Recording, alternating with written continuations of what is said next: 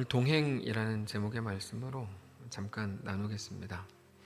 지금 인류 최대의 그 고민이라고 하면 어떻게 하면 이 땅에서 더 오래 살 수 있는가 하는 것일 겁니다. 많은 분들이 그것을 이제 마땅히 기도합니다. 그런 관점에서 볼 때 오늘 본문은 놀라운 본문입니다. 오늘 본문에 기록된 사람들의 수명이 어마어마하기 때문입니다.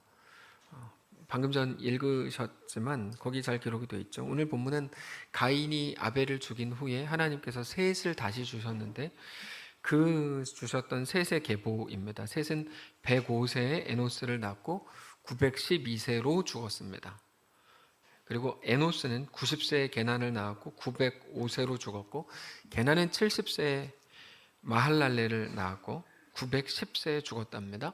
마할랄레는 65세에 야렛을 낳고 895세에 죽었답니다. 야렛은 162세에 에녹을 낳았고 962세에 죽었답니다. 엄청 오래 살았죠. 지금 시대보다 훨씬 더 오래 살았습니다. 그 이유에 대해서 과학자들은 지금과는 많이 달랐던 자연 환경에 그 이유가 있다.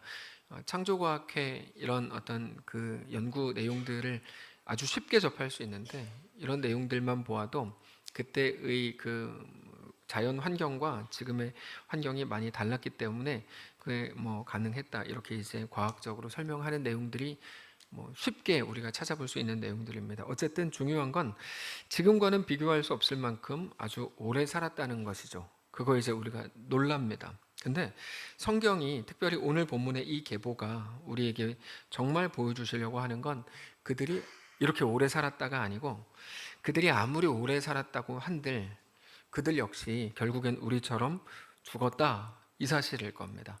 우리는 이 사람들을 정말 오래 살았다, 왜 오래 살 수 있었는가, 뭐 이런 거를 가지고 우리도 오래 살고 싶으니까 이런 거를 이제 따지려고 하지만, 사실 성경 오늘 본문이 우리에게 하려고 하는 말은 그런데도 그럼에도 그들은 죽었다, 이거일 겁니다. 우리랑 다르지 않죠. 그들이 죽었던 이유는 죽음이 유일한 죄의 값이기 때문입니다. 죽음으로만 죄를 대신할 수 있기 때문이죠. 모든 인류는 죄의 값으로 영원한 사망을 맞이하게 되었습니다. 그리고 결국 그렇게 한 번 죽는다면 우리의 고민은 달라지는 거죠. 어떻게 달라집니까? 어떻게 하면 이 땅에서 더 오래 살까가 아니라 어차피 죽으니까요. 그게 아니고 한 번 산다면 이 땅에서 어떻게 하나님과 동행할까의 문제라는 것을 알게 되는 겁니다. 어떻게 하면 이 땅에서 더 오래 살까라고 하는 것이 이 땅에 속한 고민인 반면, 하나님의 약속은 이 땅에 속한 것이 아닙니다. 성경의 요구는 이 땅에 관한 고민과 이 땅에 관한 소망이 우리의 전부가 되지 말게 하라고 계속 우리에게 요구합니다. 하늘의 것, 영원한 것을 소망하라고 말하죠. 여전히 이 땅에 속한 것이 전부인 우리의 기도가 이제는 하나님의 요구와 하나님의 원하심을 따라서 하나님 나라를 향하게 해야 된다. 이게 성경이 우리에게 계속해서 하는 말입니다. 실제로 십계명에서 내 부모를 공경하라, 그리하면 내 하나님 여호와가 너에게 준 땅에서 내 생명이 길리라, 이렇게 말씀을 하시는데, 이 말씀 때문에 많은 사람들이 오해를 합니다. 그러니까 부모 공경하면 장수하는 복을 주신다라고 호도합니다. 그거는 맞는 해석이 아닙니다. 왜냐하면 성경 출애굽기 20장 12절에 나오는 건데요, 정확히 읽어드리면 내 부모를 공경하라, 그리하면 내 하나님 여호와가 너에게 준 땅에서 내 생명이 길리라 라고 되어 있는데, 여기서 너에게 준 땅이라는 것은 이 말씀을 받은 게 시내산이었고, 정확히 말하면 이스라엘 백성들이 광야에 있을 때였는데, 이스라엘 백성들에게 너에게 준 땅, 약속의 땅은 가나안입니다. 그러니까 하나님, 근데 가나안에 들어간 사람은 출애굽 당시 20세 이상의 남자는 2명밖에 없었습니다. 갈렙과 여호수아밖에 없었거든요. 아무도 가나안에 들어가지를 못해요. 저 말씀은 부모를 공경하면 오래 산다가 아닙니다. 그 예전에 몇 번 자주 설명을 드렸는데요, 저 말씀은 그게 아니고, 지금 그 자리, 그 땅에서 오래 살 거가 아니고 하나님이 주실 땅, 약속의 땅을 가리키는 겁니다. 우리로 치면 영원한 하나님 나라를 말하는 겁니다. 그래서 영어 성경을 대고도 전에 자주 설명을 드렸지만, 부모를 공경하면 그 땅에서 오래 장수한다는, 영원히 산다는 거죠.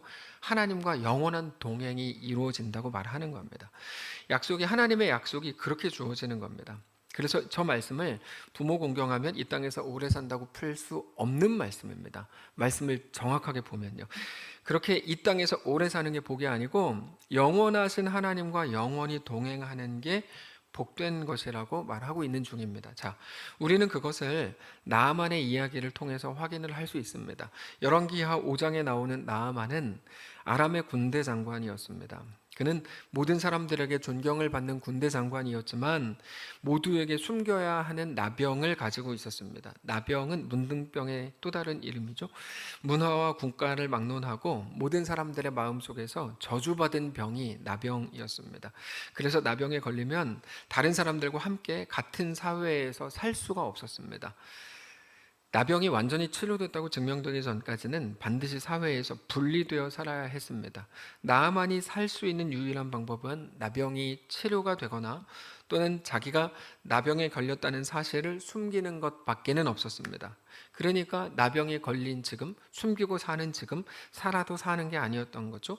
그런데 그랬던 나아만에게 한 가지 희망이 보였습니다. 이스라엘에서 잡혀온 한 어린 여종이 엘리사 이야기를 한 겁니다. 이스라엘에 가면 엘리사 선생님이 있는데 엘리사 선생님에게 가면 나병을 고침받을 수 있을지도 모른다, 이런 이야기였습니다. 나아만은 그 여자아이의 이야기를 듣는 순간 희망이라는 걸 생각하게 됐죠.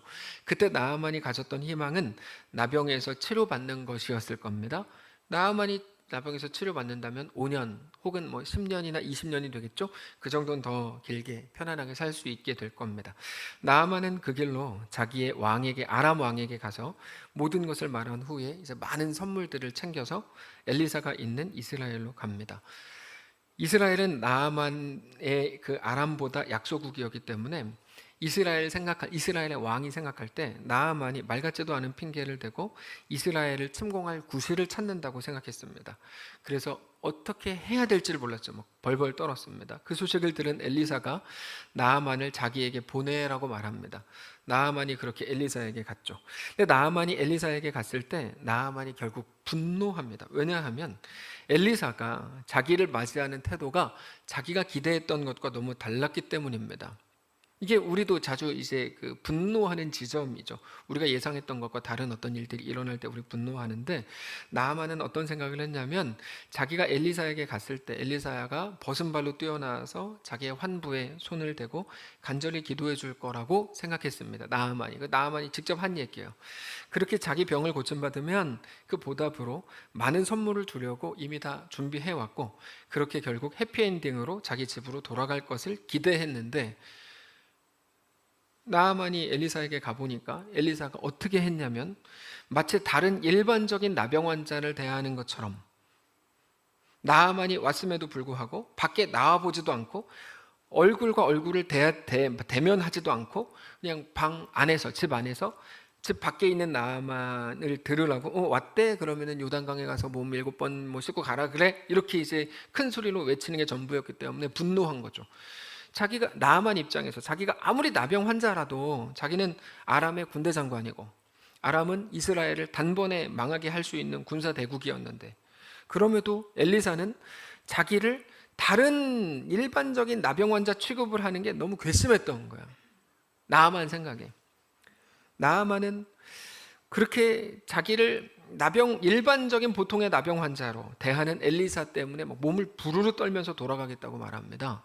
그 길로 군사를 이끌고 와서 이스라엘을 공격할 생각이었겠죠. 그때 나아만의 부하들이 나아만을 말립니다. 나아만님, 이것보다 더한 거를 시켰으면 그거 안 하실 생각이었습니까? 아니, 요단강에 몸을 7번 담그는 게 그게 뭐라고 그거 안 하고 그냥 돌아갑니까? 생각보다 쉬운 거 아닙니까? 이렇게 한 거죠. 만약에 백두산을 12번 올라갔다 오라 그랬으면 그거 안 했겠습니까? 이런 식이에요. 백두산을 12번 올라갔다 왔을 거 아니에요. 문둥병이 고침을 받는다는데 요단강에 7번 몸을 담그는 게 그게 뭐 그렇게 어렵다고 이런 식으로 얘기했어요. 나아만이 생각해 보니까 진짜 그래요. 이거 백두산 12번 올라갔다 오는 것도 아니고 이 정도 할 수 있겠는데? 그래서 자기가 생각한 것보다 엘리사가 시킨 게 사실 더 쉬운 거였거든요. 요단강에 가서 이렇게 올라갔다 나갔다 하는 게. 어떻게 보면 나아만은 몇 년 더 고침받아서 몇 년 더 살려고 온 건데, 엘리사가 시킨 건 그날 하루의 일정일 뿐이었죠. 그날 하루만 조금 하면 되는 거예요. 나아만이 속는 셈 치고 엘리사가 시키는 대로 하기로 했습니다. 결국 몸이 깨끗하게 치료됐습니다. 그것도 어린아이의 살처럼 깨끗하게 치료됐다 합니다. 어린아이의 살, 늘 부럽죠. 어린아이들과 같이 우린 셀카도 찍지 않잖아요. 비교되니까. 근데 어린아이의 살처럼 나아만이 된 거니까 이건 너무너무 부러운 일이 일어난 거예요. 이 모든 상황을 잘 정리하면, 자, 우리가 하나님의 마음을 간단하게 알 수 있습니다. 나아만은 그저 하나의 나병 환자였을 뿐입니다. 자기가 아무리 대단한 이름을 가졌어도 그는 나병 환자였을 뿐이에요. 그가 아람 사람이고 엘리사보다 부자였겠죠. 그래도 아람의 군대 장관이었다고 해도 여차하면 이스라엘을 무너뜨릴 수 있는 사람이었다는 것도 하나도 안 중요해요. 제가 앞에 말한 것들은 다 나아만이 만든 것들이거든요. 엘리사보다 부자, 아람의 군대 장관, 자기 힘으로 올라갔을지도 모르죠. 이스라엘을 무너뜨릴 만한 어떤 군사력 가진 것, 다 자기가 만든 것들이에요. 하나도 안 중요해요. 어떤 의미도 없는 것들입니다. 나아만이 자랑할 만한 어떤 이름과 명예도 그를 살릴 수가 없습니다. 오직 엘리사가 말하는 하나님의 은혜만이 그를 살릴 수 있는 거죠. 잘 생각해 보시면 얼마나 허망합니까? 나아만이 평생 동안 쌓아두고 만들어 오고 공들였던 것들이 아무것도 아니었다는 걸 알게 됐을 때 말할 수 없는 분노가 올라오는 거죠. 자기 것으로는 어떤 것도 좋은 결론을 만들어낼 수 없었지만 오직 하나님의 완전하심만이, 하나님의 말씀만이 그를 살리는 것을 보고 알게 됐죠. 나아만은 그때 알게 됐어요. 나아만은 그 일을 통해 하나님을 만납니다. 내가 만들어 놓은 거 아무런 대안도 아닌 거구나. 오직 하나님만 내 주인이고 내 치료자구나 알게 돼요. 하나님이 생명의 주인이신 것을 그때 알게 됩니다. 그렇게 그는 하나님을 믿는 자가 되죠. 열왕기하 5장 15절에 이렇게 되어 있습니다. 나아만이 모든 군대와 함께 하나님의 사람에게로 돌아와서 그의 앞에 서서 이르되 내가 이제 이스라엘 외에는 온 천하에 신이 없는 줄 아나이다.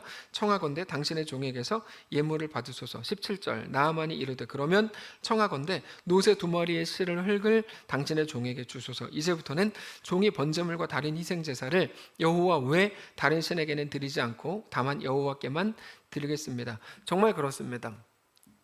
아람의 군대 장관이면 뭐가 어떻게 달라지는 겁니까? 여러분, 우리가 그렇게 꿈꾸는 어떤 이름, 그거를 가지면 뭐가 어떻게 달라지는 거죠? 뭐가 달라지는 겁니까? 얼마의 재산이면 우리는 존귀해질 수 있는 걸까요? 그런 거는 하나도 없죠. 그런 건 하나도 없죠. 그래서 그런 것들이 신자인 우리들에게 주시겠다고 한 하나님의 약속일 수가 없는 겁니다. 지금 이 말을 잘 이해하셔야 됩니다. 여러분, 어떤 이름, 얼마의 재산, 이런 것들이 신자인 우리에게 주시겠다고 약속된 하나님의 약속일 수가 없다는 말입니다. 그런 것으로 우리의 이름과 영광과 명예가 만들어지지 않기 때문입니다. 나아만은 왜 분노했을까요? 자기를 보통의 나병 환자처럼 대하는 게 도대체 왜 화가 날 일이죠? 완벽한 착각을 하고 있는 중이죠. 세상 모두는 자기의 그 이름 앞에 벌벌 떨거든요. 자기의 권세 앞에 벌벌 떠는데 엘리사는 떨지 않잖아요. 그저 나병 환자로 대하니까 너무 짜증이 나고 화가 나는 거예요. 세상 모두가 하는 똑같은 착각, 돈이 있고 권력이 있고 이름을 가지면 그게 특별한 무언가일 거라고 생각하는 건데요. 하나님은 그거를 깨뜨리실 작정이셨습니다.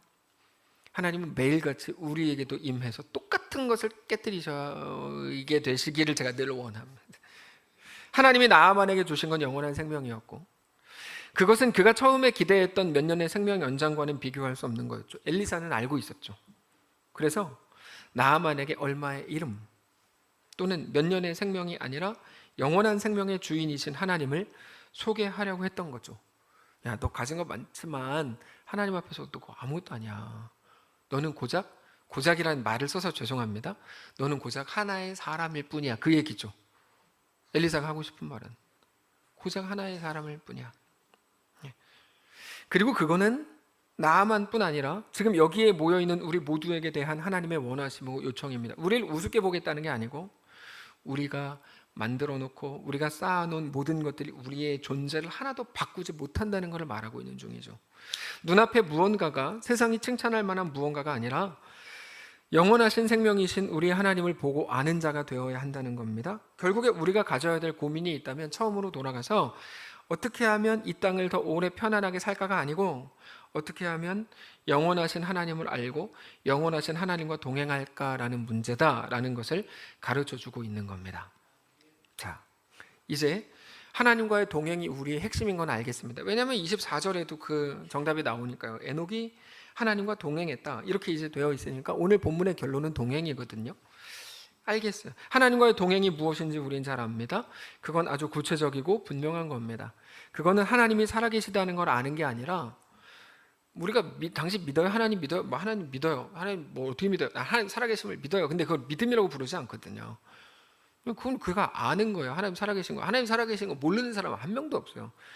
모른다고 본인은 얘기할지는 몰라도 모르는 사람이 뭐예요? 하나님 살아계신 거. 해가 뜨고 해가 지고 지구가 돌죠. 지구가 돌고 우리 몸이 이렇게 생겼고 세포가 몇 개고 눈이 어떻게 생겼고 생겼다는 거는 눈이 크다 작다가 아니라 우리 눈이 뭐 어떻고 하여튼 이런데 하나님 살아계시는 걸 모른다고요? 저는 그 사람은 무조건 거짓말쟁이라고 생각해요. 하나님 살아계시는 거 모르는 사람 세상에 아무도 없어요. 누가 있어요? 이름 한 명만 얘기해 보세요. 아무도 얘기 못 하잖아요. 하나님 살아계신 거 모르는 사람 아무도 없어요. 이 마이크를 우리가 볼 때 문제가 있는 것 같아요. 이렇게 차는 걸로 준비해 주셔야 돼요. 하여튼 여러분, 근데 중요한 건 그게 아니고, 장난 아닙니다. 근데 중요한 건 그게 아니고, 하나님 살아계시는 거 모르는 사람은 없어요. 다 알아요. 네. 자기가 뭐 어떤 일만 당하면 다 뭐 이렇게 하나님 찾는데요. 중요한 건 그게 아니고, 하나님이 살아계시는 걸 믿어요. 그게 아니고 하나님이 창조주이실 뿐 아니라 그 하나님이 나의 하나님이다가 중요한 거죠. 나의 모든 못남까지도 가장 완전한 선한 것으로 완성하실 수 있다는 믿음. 지난주에 말씀드렸죠. 모든 것이 합력하여 선을 이루어내겠다라고 선언하시고 약속하신 분이 내 하나님이다라는 사실을 알고 믿는 자로 오늘을 사는 것, 그게 동행입니다. 하나님이 누구신지를 알고 그 하나님이 내 하나님이라고 믿으면서 오늘을 사는 게 동행입니다. 근데 이제까지 신자들의 가장 큰 실수는 뭐였냐면, 신앙이라는 것이 전능한 하나님의 힘으로 내 삶의 정황을 바꾸는 문제라고 생각했다는 거에 있습니다. 이게 이제 잘못된 접근이었던 거예요. 병이 낫고 기도 열심히 해서 경제적인 문제가 회복되고 건강해지고 관계가 해결되고 이런 식으로 당장 앞에 있는 내 삶의 정황이 바뀌는 게 믿음의 힘인 줄 알았던 거죠. 근데 성경에서 말씀하시는 신자의 길이라고 하는 건 기도 열심히 해서 정황을 바꾸는 문제가 아니라 기도 열심히 해서 같은 정황 속을 어떻게 걷는지의 문제라는 것을 우리가 알아야 됩니다. 이건 우리 교회 성도들은 다 알고 계실 거예요. 오늘 기도원에 들어가서 사는 식의 삶의 정황을 바꾸는 게 아니고 어제와 같은 정황, 똑같은 환경, 어떻게 보면 제발 바뀌어지기를 원하는 삶의 정황이 그대로인 오늘, 그 길, 그 삶을 이제 어제와는 다른 믿음과 다른 마음과 다른 고백으로 살아가는 게 신앙이라는 겁니다. 기독교 신자가 된다는 것은 기도 열심히 해서 내 상황을 남들이 부러워할 만한 환경으로 바꾸는 게 아닙니다. 그거는 미신입니다. 여러분, 그 미신이라고요. 기독교 신앙은 뭐냐면 우리에게 주어진 그 길을 믿음으로 걷는 거예요. 완전히 다른 문제죠. 정확히 말해서 어제의 그 길을 오늘 또다시 신자가 되어 걷는 겁니다. 어제는 신자로 못 걸었거든요. 두려움에 벌벌 떨어서 두려운 결정들을 했을 거예요. 어제 어쩌면. 근데 오늘은 신자가 되기로 결정하는 거예요. 하나님 살아계신 걸 믿는다. 하나님이 나의 아버지이신 걸 믿는다. 모든 걸 합력하여 선을 이루신다고 약속하셨다. 나는 그 믿음으로 나에게 오늘 주어진 길을 간다. 오늘 또다시 신자가 되기로 결정하는 거예요. 그게 기독교 신자입니다. 어디서 신자가 됩니까? 신자가 돼서 상황을 바꾸는 게 아니고 우리 인생과 현실과 시대 속을 신자로 걷는 겁니다. 어떻게 보면 매일의 실수와 실패 속을 나보다 더 완전하신 하나님이신 것을 믿고 그 하나님을 붙들고 그 믿음으로 그렇게 신자 된 자로 살기로 하는 거죠. 매일같이 우리의 고백은 뭐여야 합니까? 내가 오늘 신자로 살아보겠습니다. 매일 밤마다의 고백은 뭘까요? 실패했습니다. 불쌍히 여겨주십시오. 근데 난 내일 또다시 살아볼 겁니다. 이 고백이에요. 매일 반복이죠. 근데 어제도 어떤 분과 대화를 나누었지만 매일 반복되거든요. 근데 사실 이렇게 보면 자란 아이 있어요. 매일 이렇게 왔다 갔다 해요. 높나지만 왔다 갔다 해요. 우리 신앙이. 저도 그렇고 우리 모두가 다 마찬가지인데 5년, 10년, 20년 지나가 보면 이렇게 자란 아이 있어요. 여기서 이제 왔다 갔다 해요. 또 이렇게 왔다 갔다 하는. 그렇게 왔다 갔다 합니다. 왔다 갔다 한다는 게 오르락내리락 하는 건데 결과적으로 보면 이렇게 올라가는 거죠. 성장, 자라남이라고 합니다. 그렇게 하나님과 동행합니다. 그거를 천국이라고 부릅니다. 천국은 죽어서 가는 곳이 아닙니다. 여러분, 네, 맞아요. 천국은 죽어서 가는 곳이 아니에요. 여긴 교회고 우리는 천국을 사는 거예요. 하나님의 백성이 되는 문제입니다. 그래서 신자가 된다고 할 때 우리는 이제 믿음에 이끌리는 사람이 되기로 하는 겁니다. 천국, 하나님 나라는 기도로 상황이, 환경이 바뀌고 좋아지는 문제가 아니고 믿음에 이끌리는 삶을 살게 되는 것, 이렇게 말할 수 있습니다. 전에는 나의 편안함과 나의 자랑과 세상적인 명예와 내 영광이 될 만한 일들에 따라 움직였다면 오직 내 영광과 명예를 만드는 분이 이제는 하나님이신 것을 알아서 이제는 하나님이 왕이신 것을 알고 믿는 사람으로 그 믿음에 따라 움직이게 되는 것이죠. 어떤 믿음이요? 하나님은 전능하신 분이다. 하나님은 나의 아버지다. 하나님은 나의 왕이다. 하나님은 죽음의 권세를 이겼다. 우리가 세상에서 환난을 당하고 불편하고 힘들고 곤고할지라도 나는 하나님의 자녀다. 자녀를 그냥 내버려 두지 않는다. 세상과 죽음을 이기신 하나님이 나와 함께 하신다. 그러므로 오늘 내가 하나님을 위해 하는 모든 삶의 결정과 걸음과 선택은 전혀 허비나 낭비가 아니다. 헛되지 않는 거다. 우리의 믿음으로 인한 모든 선택과 우리 걸음이 가장 가치 있다. 그게 나를 살린다. 그게 내 영광이고 내 명예다라고 하는 그 믿음을 말하는 겁니다. 그리고 그 믿음은 자연스럽게 우리 속에서 자신감을 만들어냅니다. 하나님이 나를 붙드신다는 자신감입니다. 보통 세상에서 자신감이라고 할 때 내가 할 수 있는 무언가를 근거로 삼지만 신자들에게 있어서의 자신감은 내 실력으로 만든 무언가, 내가 아람의 군대 장관이야 라고 하는 무언가가 아니고 오직 하나님이 우리 왕이요 내 하나님이라고 하는 믿음으로 인한 자신감입니다. 보호자요 주관자가 나 자신일 때 가졌던 모든 불안함과 두려움과는 완전히 달라져 있는 거죠. 어제 어떤 분이 이런 문자를 보냈습니다. 대뜸 내가 내 안에 착한 일을 시작했노라. 또한 내가 이루리라. 너의 영혼 낭망치 말고 나를 바라라. 너를 아름답게 하리라. 이렇게만 띡 문자를 저에게 밤에 보냈습니다. 이거는 최덕신 집사님이 쓴 실수하여 힘을 잃고라는 노래의 가사입니다. 우리가 하나님을 붙들 수 있는 거, 하나님으로 인해 자신감을 가질 수 있는 이유는 심지어 죄 가운데 있는 지금 이 상황에서도 우리가 자신감을 가질 수 있는 유일한 이유는 하나님이 그런 분이신 것을 알기 때문입니다. 그 노래 전체의 가사는 이렇습니다. 실수하여 힘을 잃고 피곤하여 지칠 때, 자신에게 실망하여 고개가 떨궈질 때, 반복되는 잘못의 기운을 잃고 말 때, 더 이상 기도마저 드릴 자신이 없을 때, 우리는 이런 상황이 되면 하나님도 우리를 미워하신다고 배웠습니다. 저는 이런 노래도 불렀어요. 기도 시간에 떠드는 아이, 하나님이 보시면 뭐라 하실까? 예배 시간에 장난꾸러기, 하나님이 보시면 뭐라 하실까? 아니 안 돼요. 하나님이 이렇게 생각 안 나네. 여기서 하나님이 뭐라 하실 거야? 싫어하실 거야? 혼내실 거야? 혼내실 거야인가? 하나님이 쳐실 거야? 하나님 뭐라 그러실까? 하여튼 우리는 그렇게 배웠어. 근데 최덕신 집사님이 썼던 가사는 다른 내용이었어요. 실수하여 힘을 잃고 피곤하여 지칠 때, 자신에게도 실망해서 고개가 떨궈질 때, 반복되는 잘못의 기운을 잃고 말 때, 더 이상 기도마저 드릴 자신이 없을 때, 심지어 하나님 왜 나를 이렇게 연약한 존재로 지어서 나를 절망하게 합니까? 라고 따질 때 하나님 이렇게 말씀하신대요. 그분의 고백으로 보면 내가 네 안에 착한 일을 시작했노라. 또한 내가 이루리라. 그러므로 너의 영혼은 낭망치 말고 나를 바라라. 너를 아름답게 하리라. 여러분, 뭐가 성경이라고 생각하세요? 뭐가 성경이라고 생각하세요? 우리가 가지는 자신감은 오직 하나님이 어떤 분이신지를 알 때만 가질 수 있는 자신감입니다. 하나님이 어떤 분이신지 모를 때 우리는 너무 힘들었어요. 우리가 더 잘하고 더 경건하고 더 기도 열심히 하고 더 성경 많이 읽을 때 당연히 그래야 되겠죠?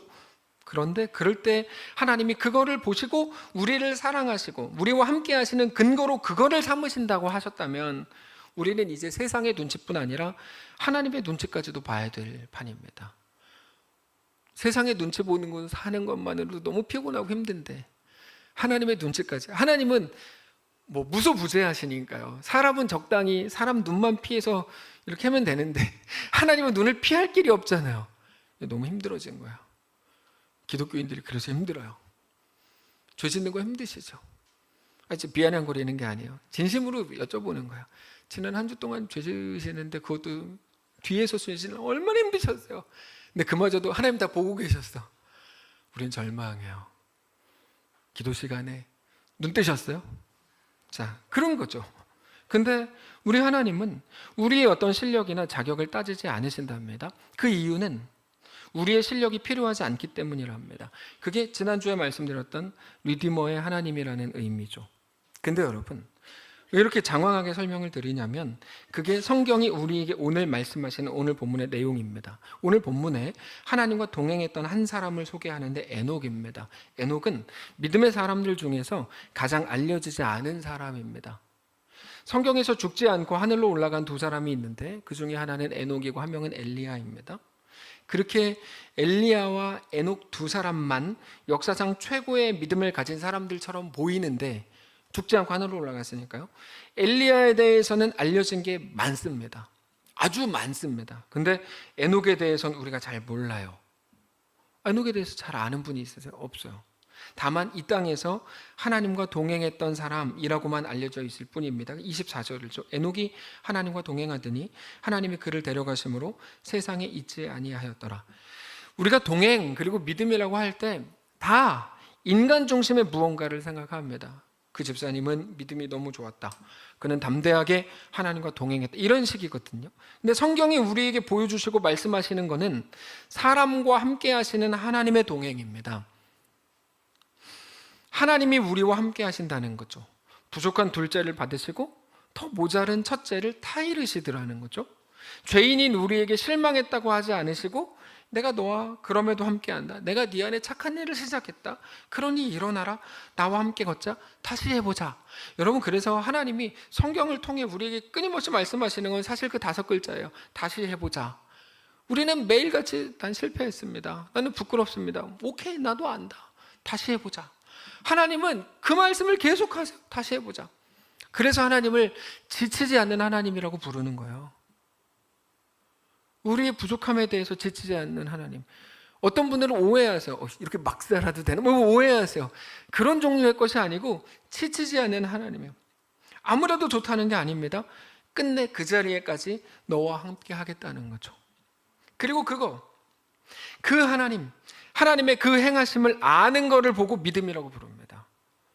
믿음은 다른 게 아닙니다. 그래서 오늘 본문은 너무 행복한 본문입니다. 잘 보시면 에녹을 높일 게 하나도 없어요. 믿음이 무엇인지에 대해서 확인만 할 수 있는 겁니다.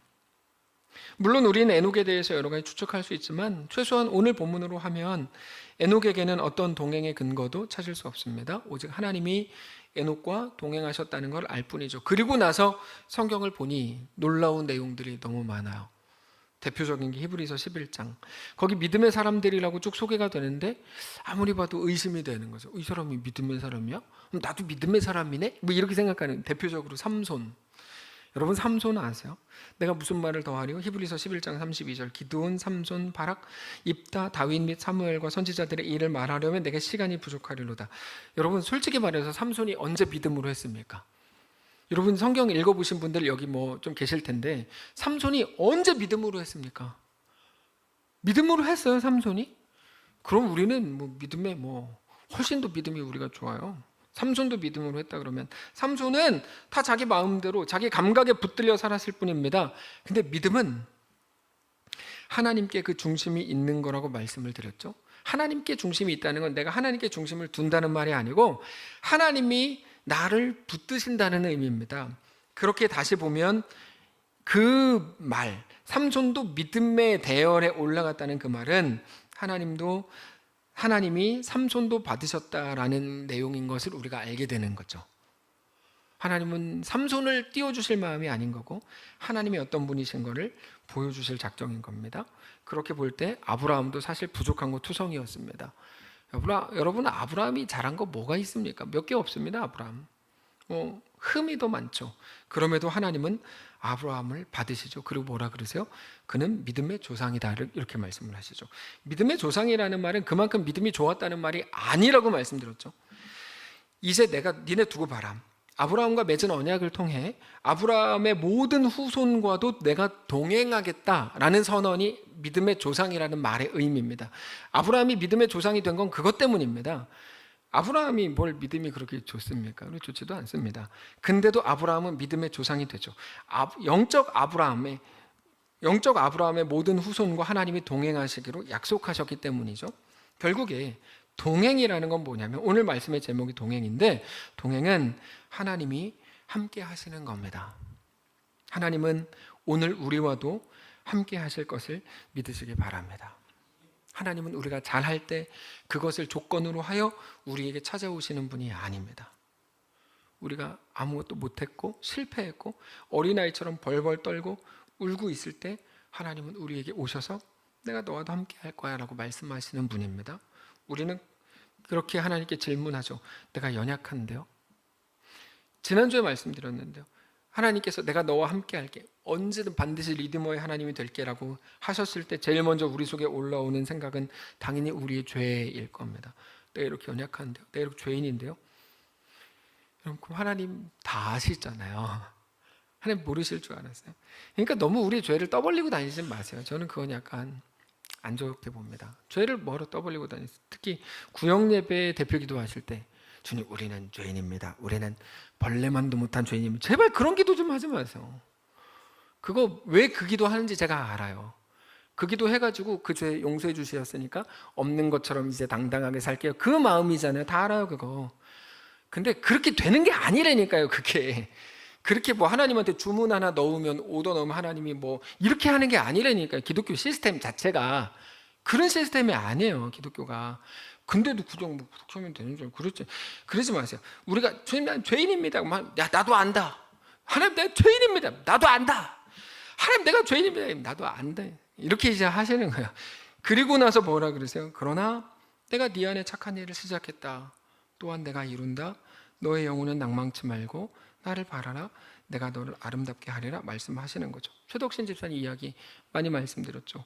그분이 한국교회 가장 유명하고 제가 생각하는 가장 훌륭한 음악가였는데, 그분이 하루아침에 자기가 저지른 뭐 여러 가지 일들 때문에 하루아침에 망했습니다. 완전히 망했어요. 한국교회에서 퇴출당했어요. 그분이 퇴출당했는데, 그때 뭐 어떤 꼬임에 넘어갔는지 아닙니다. 하여튼 그분이 어떤 꼬임에 넘어갔는지 자기의 저작권까지도 다 포기하는 그런 것까지 해가지고 이제 완전 가난하게 됐고 쫄딱 망했어요, 그분이.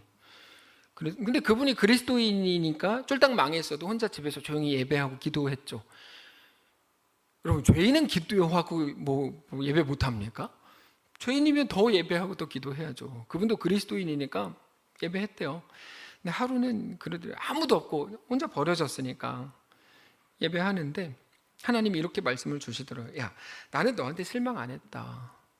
사람들을 너한테 실망했다 그러지만 난 너한테 실망 안 했다. 사람들 너한테 기대했나 보지. 근데 난 너한테 기대라는 걸 안 했다기보다 나는 널 알기 때문에 난 너한테 실망 안 했다. 겁내지 마라. 그러니까 그 상황 그 순간에도 내가 너와 함께한다. 너는 여전히 사랑하는 내 아들이야 라고 말씀하시는 것 같아서 견딜 수가 없었대요. 지금 다시 사역하고 있습니다. 사실 우리 모두가 죄인 아닙니까? 그럴듯한 죄인만 받아들여집니까, 하나님께? 그렇지 않잖아요. 그게 오늘 우리들에게 주시는 동일한 하나님의 말씀입니다. 우리는 오늘 동행을 꿈꾸고 하나님의 은혜를 사모합니다. 그렇게 할 수 있는 유일한 이유는 우리가 잘했기 때문이 아니고 하나님이 전능하신 하나님, 죽음의 권세를 이기신 하나님이 우리의 아버지이시기 때문입니다.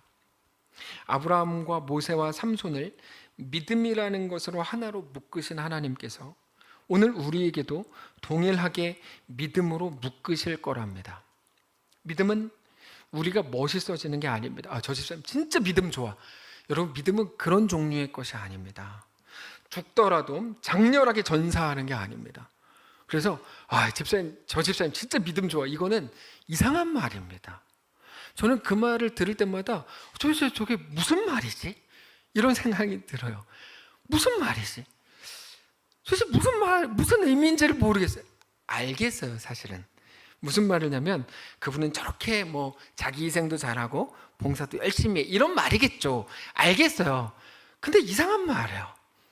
저분은 진짜 믿음 좋아. 그게 무슨 말이지? 믿음은 우리가 멋있어지는 게 아니고 모든 사람들이 우리를 우러러 보게 되는 것도 아니에요. 이상하게 들리실지 모르지만 믿음은 하나님이 우리 속에 행하시는 겁니다. 그래서 성경은 믿음을 두고 하나님의 선물이라고 말해요. 하나님의 선물을. 네. 우리가 행하거나 우리가 만드는 게 아니기 때문입니다. 다만 성도 여러분, 하나님이 누구신지, 하나님이 정말 어떤 분인지, 하나님이 어떻게 행하셨고 어떻게 행하고 계시고 어떻게 행하실지를 알게 되시기를 주님 이름으로 축복합니다.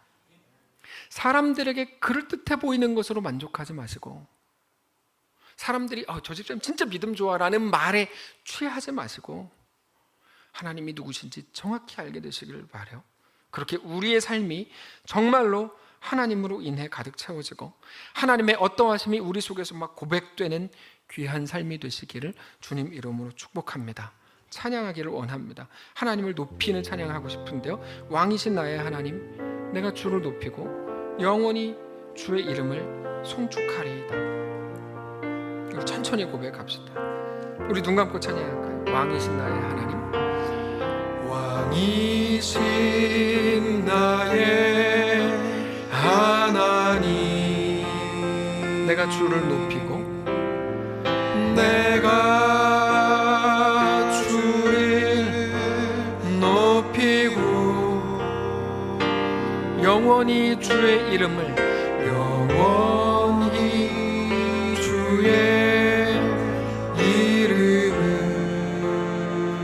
송축하리이다.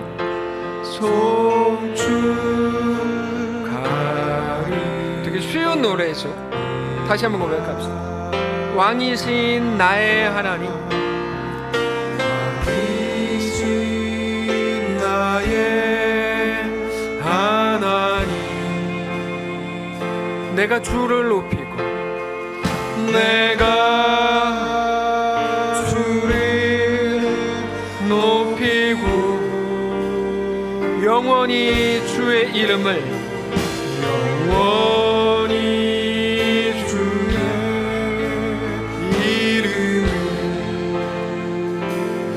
송축하리이다.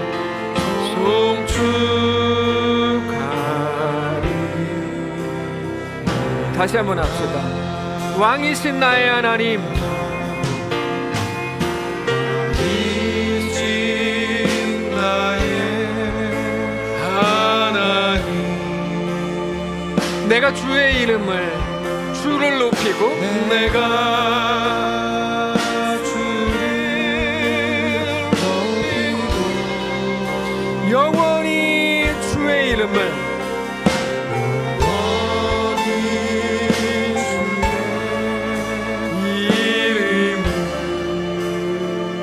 송축하리이다. 둘째 아들이었던 나까지 받으시는 하나님, 다시 한번 고백합니다. 왕이신 나의 하나님, 왕이신 나의 하나님, 내가 주를 높이고 내가 주를 높이고 영원히 주의 이름을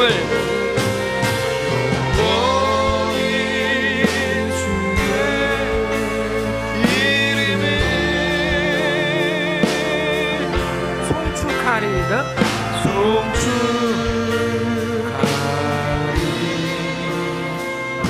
우리 조용히 고백할까요? 왕이신 나의 하나님, 왕이신 나의 하나님, 내가 주를 높이고 내가 주를 높이고 영원히 주의 이름을 영원히 주의 이름을 송축하리이다. 송축하리이다.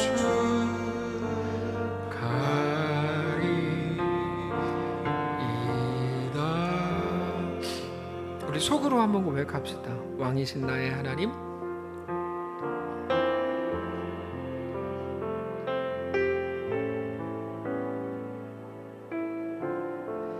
내가 주를 높이고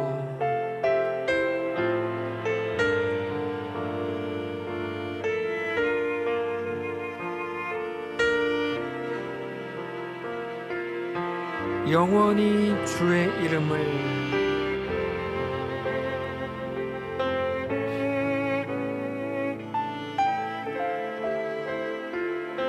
송축하리이다.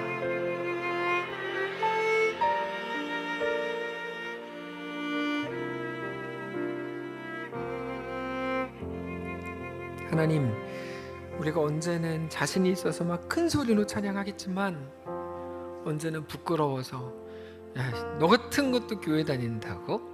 이런 소리 들을까봐 부끄러워서 교회조차 나오지 못하고 혹은 고개조차 들지 못하는 그 순간에도 야, 나는 너의 하나님이야. 너는 내 사랑하는 아들이야, 딸이야. 내가 한 번도 너의 아버지요, 너의 왕이요, 너의 하나님인 것을 게을리한 적 없고 부끄러워한 적 없다. 나는 너에게 실망하지 않았다.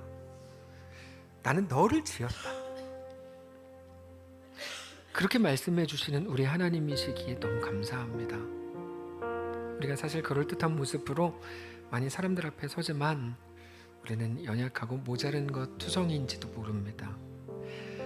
우리가 언젠가는 큰 소리로 찬양하지만 언젠가는 목소리조차 낼 수 없는, 속으로밖에 할 수 없는 그런 처지인지도 모릅니다. 그러나 하나님의 나의 하나님 되어주심에 감사합니다. 내가 너와 함께한다, 내가 너와 동행하겠다 약속하신 하나님을 찬양합니다.